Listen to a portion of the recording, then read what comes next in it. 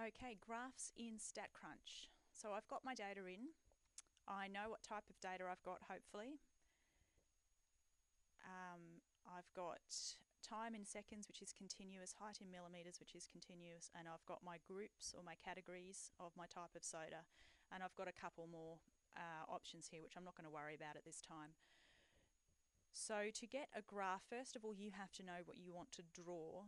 If you ask the computer to do something silly, it'll probably still try to do it. So we could try doing a pie chart of time, and hopefully it will tell me that this is a bad idea. And it goes, whoa, lots of unique numeric values for time seconds, want to bin them.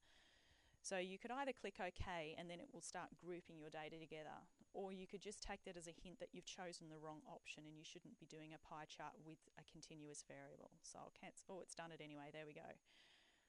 Lovely. So that's not much use. I'll close out of that. What might I want to do with the time? So I can do a histogram. That's a more sensible idea. Time. I'm just going to ignore all these other options for the moment. Compute. Lovely. So now I can see that the time my soft drink was fizzing after the bicarb was dropped into it went from 10 seconds up to that 37 seconds, somewhere around there. So I can see my distribution of time. I might also want a box plot of that.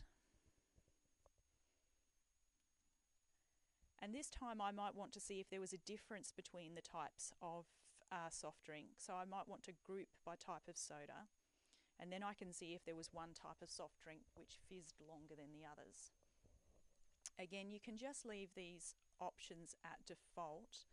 The only one you might want to put in is this use fences to identify outliers. Now, this is just a little mathematical formula to work out if an observation is more unusual than the others. It doesn't really matter what the formula is. You can just tick that option and it'll tell you if there are outliers.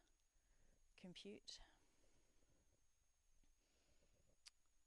And now we can see that it was Coke that fizzed for the longest, and that was our high value there. That's this one over here.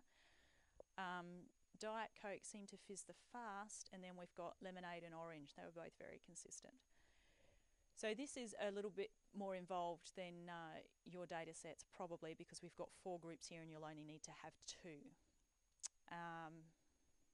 And you can click around and see what else StatCrunch will do for you. That's very nice. I've just clicked and it's shown me the data points and then highlighted those rows. That's lovely. Nice. Okay, so if you want to save this graph, just right click and save image as, and then you can cut and paste that into your report.